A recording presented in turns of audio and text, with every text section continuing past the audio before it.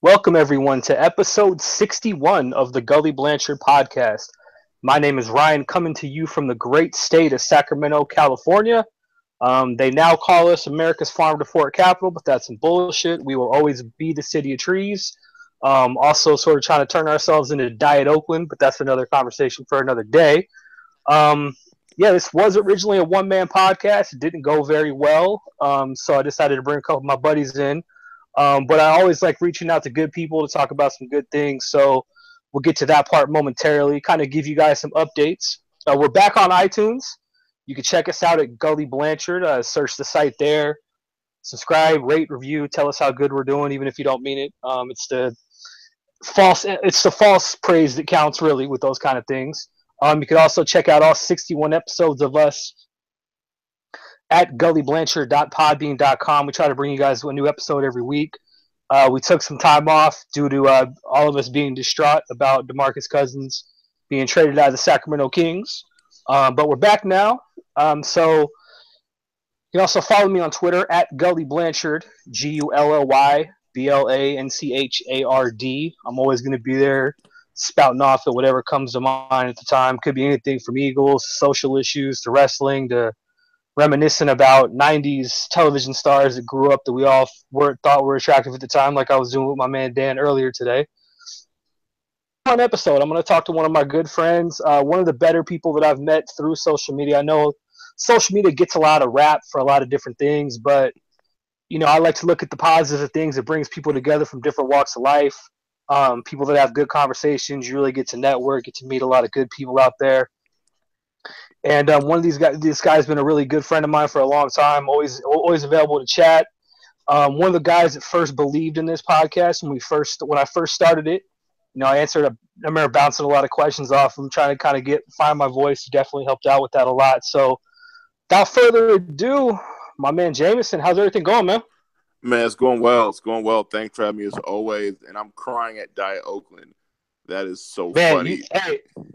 we're trying, man. We're it's tough because I love Sacramento with all my heart. It's the second city I've lived in, but they are basically trying to take downtown Sacramento and turn it into Diet Oakland. We're getting all kinds of taco shops, and I don't know, like, if to do everything pretty much trendy. We're still like, we're getting taco shops, we're getting drinks you can take pictures of. We're getting a lot of things that are just called plates. They just put any kind of food and put plate at the end of it, and it sounds really cool.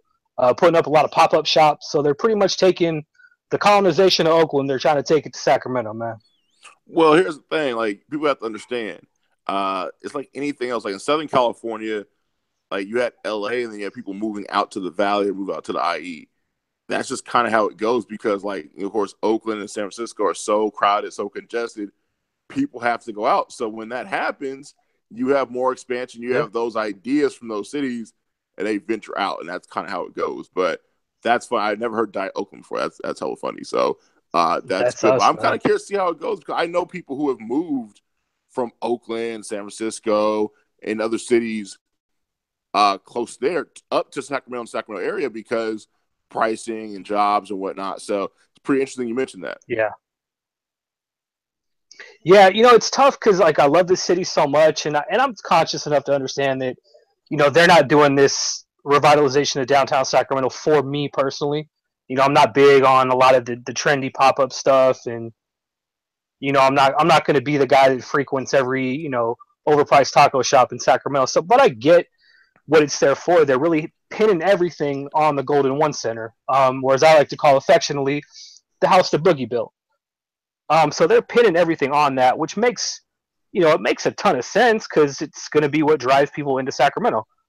It's just the hard thing is going to be once the Warriors, and we'll talk about them a little more in depth later. Once they get that new arena in San Francisco, I really don't know what's going to happen to a lot of the things that the Kings or Golden One Center has gotten, such as the NCAA tournament, the big time concerts. Your Paul McCartney's, your Lady Gaga's. I hope, and I hope I'm wrong about this. My fear is that they're going to pass right through Sacramento to get to San Francisco, and I'm a little concerned about that. But time's going to tell if I'm right or wrong there. No, Sacramento will be fine when it comes to tournaments and events because, one, if you have a new arena, you're fine. That's always the telltale thing. If you have a brand new spanking arena, that's usually who gets the events, no matter where it's at. If you have a brand new state-of-the-art arena that's, especially in a city like Sacramento, hotels and lounging and the different restaurants to support events like that, oh, yeah, you'll be fine. That's not an issue. Now, here's a crazy part. A place like Portland, who has tried to get the All-Star game for years upon years upon years, can't get the All-Star game, not because their stadium's old or not because because they don't have enough hotels. Like everything else is fine, but they don't have enough hotels. So trust me, Sacramento will be hosting first or second round matchup or Sweet 16 matchups for years to come. It's a really good venue for everything I've heard. And also, I mean, hey, it's a situation where it's been a rotation before. I mean, California is pretty much always, whether it's San Diego, LA area, Orange County, Bay Area, and Sacramento, have always at least once during the brackets have held a region or held a sectional there. That's just how it goes. That's just how things go. That's what we come to know. So I doubt that they'll go anywhere else. I doubt that, I doubt that they'll just ignore Sacramento. The arena's too big. Now, if y'all are still playing at Arco, maybe. Ah, man, I miss that. I miss that arena so much, though, man. Like, I get that it had to grow, and we needed a new arena desperately. There was just something special about, my youth watching those Bad Kings games, and then watching when the city kind of caught fire in the late '90s, early 2000s, and I was on the fence about this new arena till I went to go see it, and it is a thing of beauty. Right, and if you have a chance to get a new arena, you got to do it. Yeah. Like, that's the thing. If you have a chance to get a new arena, you kind of have to go do it. Because it doesn't come around all the time. That's why I tell people about the stadium out here. Everyone gets all mad about, how things are supposed to go, or money's supposed to be used for education. I'm like, look here. The issues I have with the NFL doesn't come to your city every day. It just doesn't. Like, it just doesn't. So if you get a chance to get an arena, you take it, and that's what they're doing. And we'll see how it shakes out. But yeah, you guys definitely need a new arena. I was actually, the last time I saw you, I went to Arco the next day, and it was I'll put it this way: the bathroom they had, like the main bathroom they had in the media area, was kind of like for everybody. So they had like one bathroom for like hundreds of people, but it was rough. It was very rough. I would agree. I actually wanted to talk to you about one of the things about Vegas. I know, that I've lived there for a couple years. I like to give myself all the credit for Vegas kind of turning themselves into a sports town, because the Golden Knights didn't come and the Raiders didn't come until I left. So I like to give myself the credit saying that I sacrificed me living in Vegas for them to get an NHL team and a football.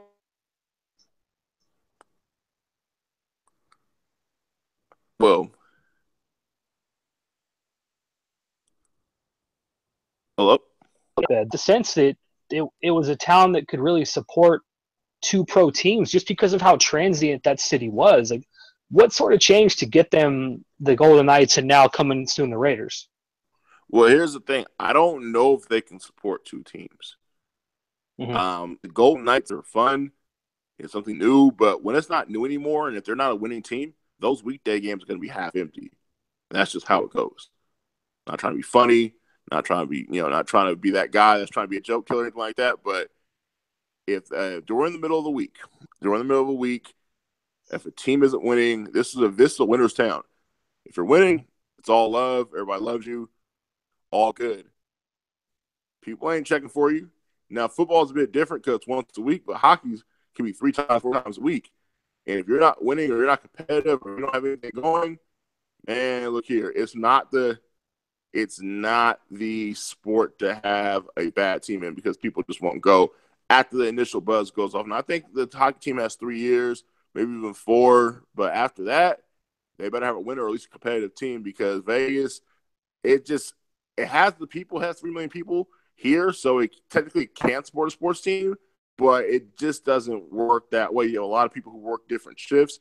It's not a 9-to-5 town. You have a big part of your population that works weird hours.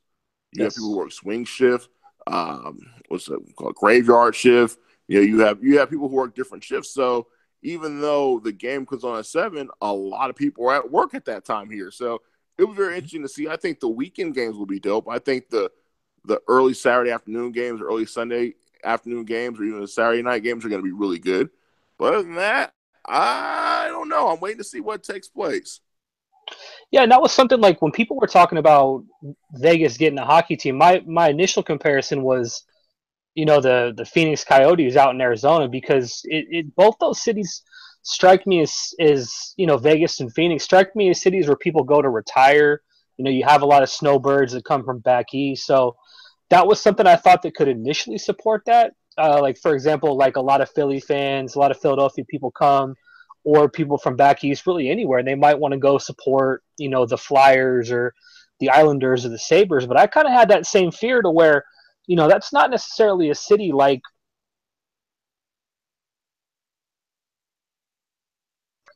a lot of people work downtown in the Sacramento area, so they could kind of walk to the game. And Sacramento's really try to build up this whole like going to the game experience with, the bars and the nightlife sort of around with the arena as its hub. And that was something with Vegas I was really unsure of, because a lot of people, like you said, do work those.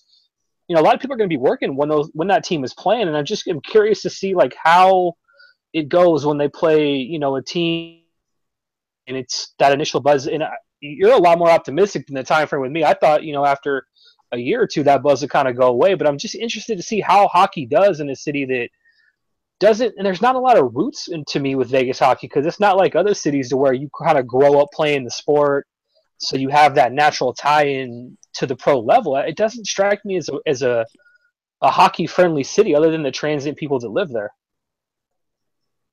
Correct. No, you're absolutely right. It's not. It's definitely not a hockey friendly city. It's a city that it's a sports town because there's always sports going on. People always watching sports for various reasons, but it's not really a hockey town. Now, I'll tell you what, though, if they mess around and get a good team the next couple of years and end up in the playoffs and deep in the playoffs, it will definitely become a hockey town. Again, Vegas, just like anything else, it's a winner's town. It's a winning. It's a town that if you're winning, you'll get a lot of support. That's just kind of how it goes. Like with basketball, UNLV wasn't always a basketball town.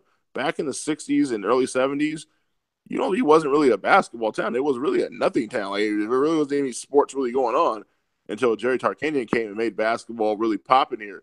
And that's when things took off to a whole different level. But in terms of, this town is a town where if you're hot, you get a lot of love.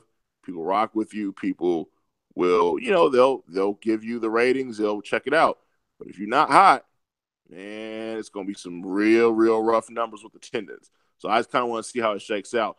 Football's a bit different. It's only once a week, and you have people coming from out of town. A lot of Raider fans coming from the Bay, LA, Central California. So you're going to have a lot of people coming in, every other weekend. But for hockey, but also, not a lot of people know yet, but there's going to be an NBA team here in the next 5 to 10 years.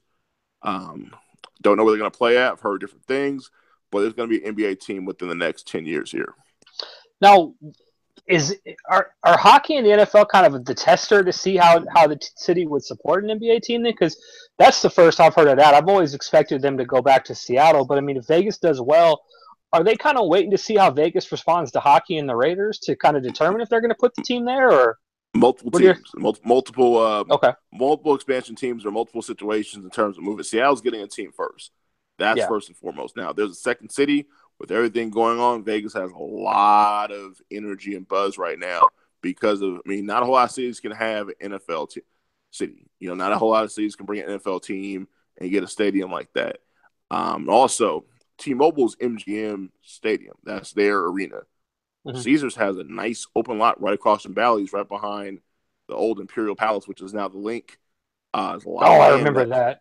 Yeah, it's a lot of land that's vacant. It's vacant there for a reason. I'm not saying what's going to happen there. I don't make any guarantees or proclamations. Just saying that there's a lot of open land. Caesars has an ego as well. They have the money to build a brand new arena to entice an NBA team too. Now, what was your reaction when you heard the Raiders were coming? Because I know when I first heard that it was official, I thought it was a perfect sort of, it's a perfect way to add to already what Vegas does well, which is the spectacle. And, I envisioned a lot of fans of, say, and this actually happened to me. I finally met a Jaguars fan. I know we've talked about that before. I actually met one at a bar and was like, I've never seen one of you guys in real life before. This is incredible. Like a lot of people from like your Jacksonvilles or your Tennessees or, in Buffalo where the Bills play, I envision the Raiders sort of adding more to the tourist standpoint. Like people are going to come on like a Friday, do the Vegas thing Friday and Saturday, and then go see the Raiders play on a Sunday. How confident are you that the city can support them? Because I look at the two newest not expansion, but two newest relocations. And obviously I know that LA and Vegas are different, but I do see that LA is struggling to fill up that arena. What's your expectation for when the Raiders get there in a couple of years? Well, LA is a totally different situation. One, they got the Rams playing a 90,000 seat arena, and to be honest, no one's selling out that arena. No one's selling that out. So that's the first thing. No one wants the Chargers. No city wants the Chargers. No one does. No one wants the Chargers. San Diego don't want them. LA don't want them. Maybe Orange County, but nah. Like, they don't want them either. Like, no one wants the Chargers. So that was the Chargers ownership is so messed up and so disoriented. They never had a plan with this whole thing. They were always trying to tag along, and they never got the city of San Diego on the same page as them. And this is what they get. They get this whole situation. So hey, we'll see what takes place. But the Rams, at least they have some sort of history in Southern California. So team in the city itself. It's a bit different. But the Chargers, even in San Diego, like people who went to Charger games back in the day, they would tell you like that at worst, the stands are 50-50. At worst, like most of the time it's 70-30. If it's Steelers, Raiders, or like Cowboys, you're looking at 80-20 the other way. So it was a situation where they weren't getting a stadium up there. They were tagging along with the Raiders and trying to go to Carson. That didn't work out. And then Stan Kroenke says, all right, well, I can't partner with the Raiders because I'll be second fiddle in my own city, which is smart because he would have been. And now we're here now. So with that being said, it's a situation where the LA model is tough to use because there's a lot of stuff that doesn't get talked about. You know what I mean? There's a lot of things that don't get talked about, a lot of things that people just don't understand because they don't live there. They don't know the history of football and fan bases in LA. Vegas is perfect because it's the best marriage for the Raiders because a lot of their fan base is in California, especially Southern California. And if you're from the Bay, it's an hour flight here. If you're from San Francisco, Oakland, Sacramento, it's literally an hour and 5-minute flight here. And there's flights leaving every hour on the hour. With that being said, I have a lot more confidence that they'll be able to be okay attendance-wise. And then when you add the fact football, especially in the division they're in, the Broncos and Chiefs are going to have people come in to the city. So that's already 2 games you can already pencil in of having sold-out crowds with a lot of fun, a lot of action in the crowd, because that's just kind of how it goes. So when I look at the situation, it's the perfect place for the Raiders.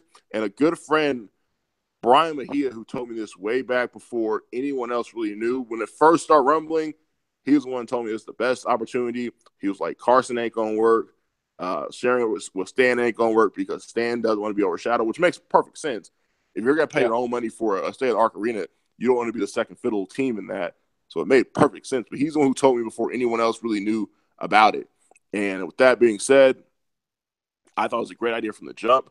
I just didn't think it would get worked out because in Vegas, we hear about all these stuff all the time. There's always supposed to be rumors of this coming up, that coming up. It just never happens. So when it came about and it got approved, it was shocking. It was shocking. It was a dream come true for a lot of people who've been here for life. Yeah, it was something that when I first heard about it, I envisioned, not only the Raiders are going to play there, but they're going to get a lot of big events. Like I would think it's automatic for them to get big events like a Super Bowl eventually will be there. Obviously I'm a big wrestling fan, so I envision WrestleMania is going to be there, and that alone bring hundreds of millions of into that Vegas economy the same way it would for New Orleans or Santa Clara. So I think it's going to be good for the city. I was just interested to see like how tourism gets affected by that. Are you going to start having a lot of people from other cities fly in, going to that Raider game as a kind of another tourist thing to do? So, for example, like your fans in Denver might fly down and do that Friday, Saturday, Sunday, fly out on a Monday or something like that. But I'm interested to see, how the arena looks. I vision is going to be real state of the art, and seeing how well they succeed out there should be a lot of fun for the city. Oh, no doubt. I mean, it's definitely it makes you say legitimate. And like you mentioned, you're talking about Final Fours. You're talking about different concerts. I'm not a big political guy, but you have presidential. They have the conventions, Democratic and Republican conventions, all that stuff. So you bring so many different events that you didn't before, especially in a town that can actually always use the money because they have the hotel rooms. Mm-hmm. They have more hotel rooms than any other city in the country. So housing, 100,000 people or 200,000 people at moment's notice isn't the end of the world. So yeah, it's going to be a big thing for a lot of people. My biggest thing is people got to understand, stop using this whole, oh, the money should have been used for education. Look here, education has been a non-start priority here for as long as I can remember, and even before we were even thought of. All right, not the concern of any politician in this city. When it comes to education, education is not thought of as a thing that people are worried about. People are worried about entertainment. People are worried about how can they make more money from the casinos and revenue and all this and that and real estate deals. They are not thinking about education. It sucks. It's not fair. It's not right, but that's how the game goes. Yeah, it's tough because I mean, you ask a lot of people who how's Vegas going to fill that stadium up? Will they get the stadium filled up? The city's going to make more money off the Raiders than they are off education, and that sounds really fucked up to say, but that's a city that is going to be there to make money, and if the Raiders are going to sell more than having an education system, it's usually that they're going to go with getting that bottom line a lot sooner than they're going to be putting that back in the education system. And also, I mean, at the end of the day, people just don't care. Yeah. Like, they just don't care. Like, at the end of the day, however you want to slice it, man, I hate to say it sounds bad, but at the end of the day, people just don't care about education in the city. It's not a priority. If you've been in the bottom 5 of the country for forever, like, obviously you don't care. Now, there's some good schools here. There's a lot of good schools, but the priority just ain't here. Like, it's just not. I mean, you can if you have any college credit, you can become a substitute teacher tomorrow. Like, it's like that. I mean, that's just what it is. With that being said, education has been a priority here for years. Let's not make it one now because we have a stadium. That's just kind of how it is. I think if people want to get mad about education, they need to write their politicians more, stay on top of them more, instead of when a stadium comes about. Yeah, I actually wanted to talk to you, not necessarily about the education system, but Vegas as itself. Like, I've been to UNLV basketball games, I've been to UNLV football games, but one thing that I always found interesting was the high school sports scene seems like it's a lot more talked about as far as like your Gormans and your Finleys and all that. So not necessarily a lot of homegrown talent in Vegas just because, Finley does what Finley does. But even with Gormans, how does that how do you have such a dominant high school scene and you struggle to keep guys in the state as far as like UNLV football is still struggling? UNLV basketball hasn't done predominantly well or hasn't done well in quite some time. What's the disconnect with keeping those guys in the state? Well, it's all about how your programs ran. For the longest time, UNLV football was ran like a joke. So it wasn't a priority. They didn't really have a whole lot of money in it. So it was an afterthought. It really was. It was an afterthought. It was something that was thought of as a joke that people really weren't really messing with. It was one of the things where it was kind of a laughter. It was like, all right, UNLV football used to win 2 games a year. Like, they would average 2 games a year. If they won more than that, it was like a holiday. And that's just what it was. The coaching staff wasn't really great. It just didn't have an importance on it. There wasn't any resources. The locker room's a joke. So they didn't really care about it. They have a team because they have to, but it really wasn't a big deal. Like, it really wasn't taken seriously. Basketball is a different story. Basketball, you have a lot of boosters involved. You have a lot of situations to where you have a lot of people who don't know basketball making decisions. And that's always a big problem. Okay. Whenever you have a lot of people who come from different backgrounds that are trying to make basketball decisions, it's never a good thing. And also, it's like any other sport. If you have a wrong hire or any other business, then it's going to get ugly. The bad things are going to happen. And that's what happened here. You have a situation where, UNLV has made a bad hire in hiring Dave Rice, and that really turned things, it really messed up things. It really did. I mean, Dave got talent here, but he couldn't coach it. And when you have expectations because you've signed 3 5-star guys and you can't make the tournament, hell, not in the tournament, you can't make the NIT, then you're going to have some issues. Like, you're going to have some problems. And that's just kind of how it goes. And they never really recovered. They never built a program. They never built a program. I mean, build a program, I mean consistency. You can always get guys who are 5-star guys and 4-star guys. But I mean, build a program, build something consistent when you're winning 25 games a year, 25 games a year, competitive within your conference, making the tournament every 3 years in the NIT and building a consistent winner, not just trying to get a quick flash of playing, oh, we got 2 McDonald's All-Americans. Doesn't always work that way. You got to be able to coach them, and you got to have some consistency, and they've never had consistency here since Lon Kruger left. And also the boosters have unrealistic expectations because you have a lot of people who come from the 90s, late 80s and 90s era who just feel that, oh, let's just get the talent here and everything else works out. People don't remember they had Jerry Tarkanian, who's a Hall of Fame coach, make that talent work. That was one thing that I noticed when I was living out there. It always felt like that was a city from a basketball standpoint that really cherished that Tarkanian time frame. With Augman and Larry Johnson and those guys, it always seemed like they were constantly holding on to that. So that lends a lot to your point about the boosters maybe having unrealistic expectations about that sort of, what that program should be as opposed to what it realistically they have going on at the time. Oh, absolutely. Absolutely. A lot of people have extremely unrealistic expectations, especially when there's a talented bunch coming in. Because, teams have talent all the time.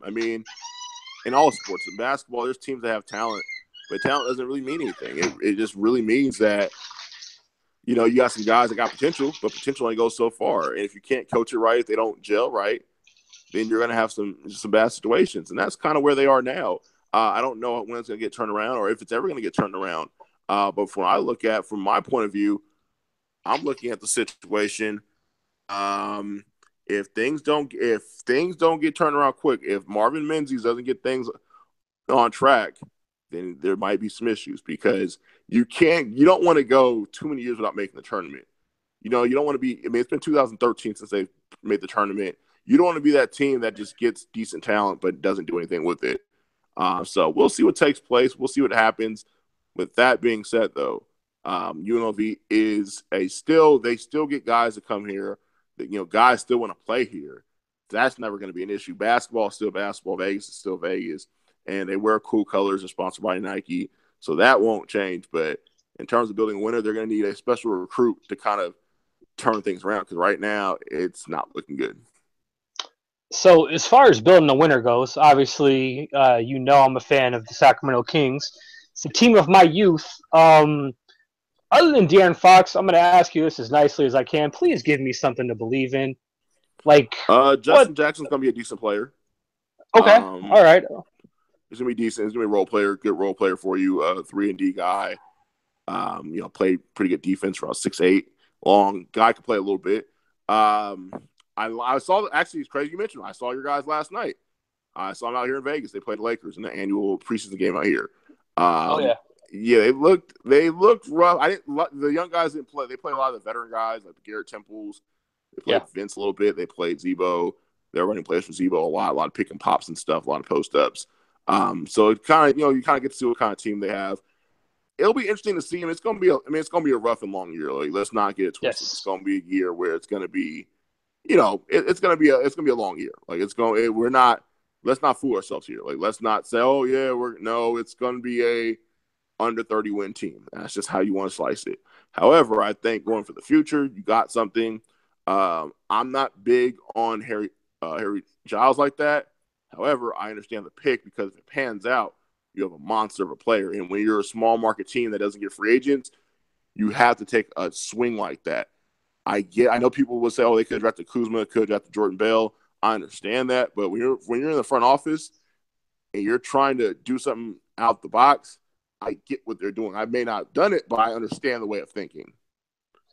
Yeah, and that was something that, I was okay with Giles because I think, where he got drafted, if the guy sits for till January, or even if he doesn't play this year, to get his knee right, you're rolling the dice on something where if his knee, gets strength back in it, you're still getting a top talented, you're getting a guy that has talent. So even if I don't want to say redshirt him this year, but even if you're patient with them and you're cautious, if he gives you something at that position that, resembles why he was recruited so high and what they saw to him in Duke, like, I'm okay with that pick. My frustration, I think, with them, and, I don't have high expectations. I think I've said this before. I legitimately think, this is not me overreacting or trying to be funny. Like, I legitimately think they're the worst team in the West.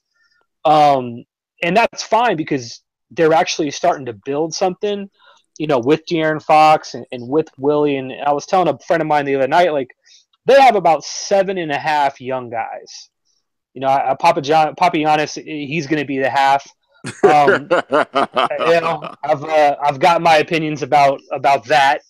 But I'm in a good mood, and I'm trying to stay in a good mood. Mm-hmm. So they've got about 7.5 young guys. Like, if they can get 3 out of those 7.5 to develop into something, I'm really, really excited for De'Aaron Fox. That I went to the game last Monday, and the city desperately, desperately wants to get behind that guy, and he's fun. He's got charisma, he's got speed, for days. So I'm excited to see what he